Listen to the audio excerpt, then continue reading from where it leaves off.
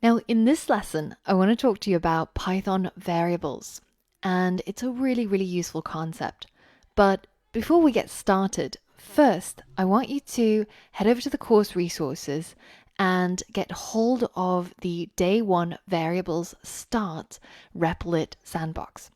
Or you can simply type the URL into the browser. I want you to first go ahead and fork this starting code so that you can work on your own version of it. Now, once you've done that, then the first thing I want to do is to take a look at this line of code that you should have already. And when we run this, we should be pretty familiar with what happens, right? It will ask us for our name, and when we hit enter, nothing happens. But behind the scenes, this name or this input has now been received by this function. But once that's done, it kind of just disappears, right? And there's no way for us to be able to refer to it in the future.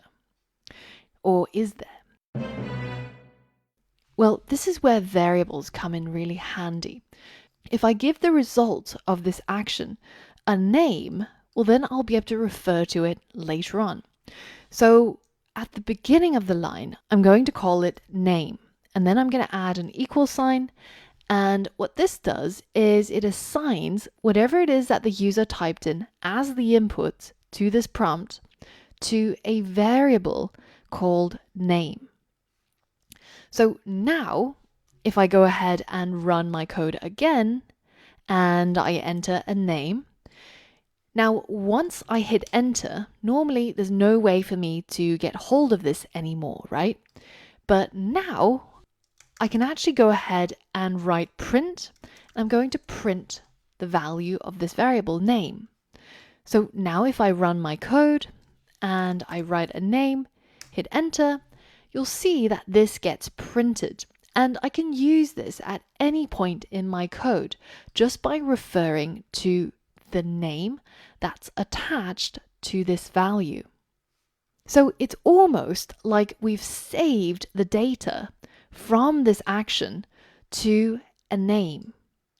And if you think about it, if you had a phone book, let's say, and you just jotted down the numbers of people, the next time you look at this, there's no way for you to know whose number that is, right?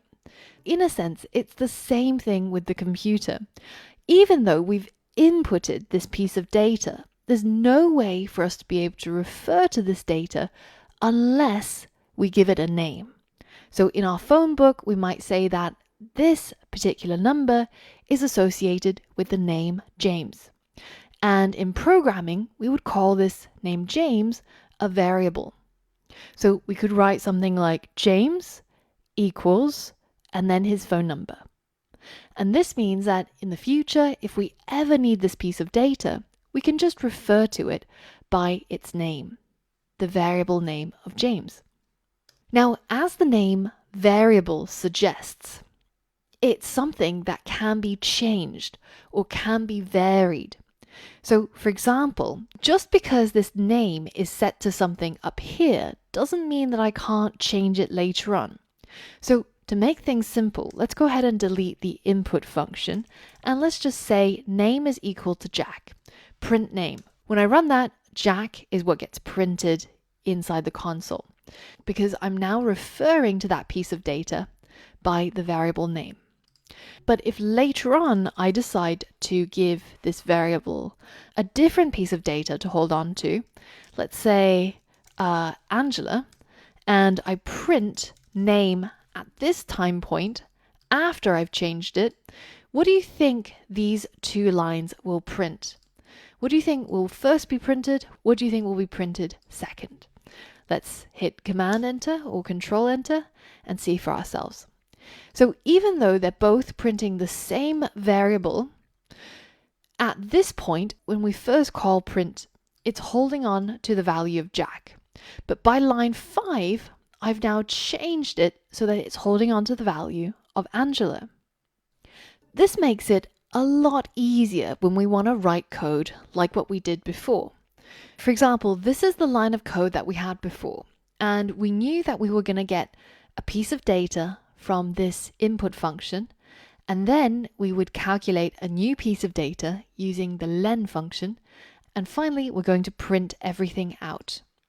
Instead of having such a long line of code, which can be quite confusing, we can, if we wanted to, use variables to store each of these steps. So for example, we could say that the name was equal to whatever the user inserted as the inputs.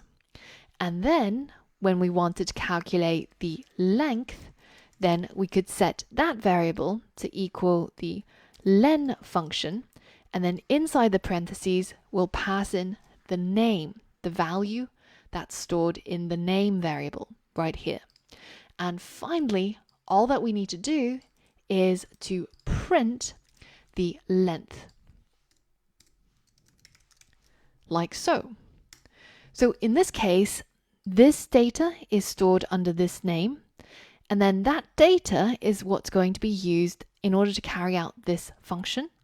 And then the result will get stored in yet another variable, and finally that variable will be printed out.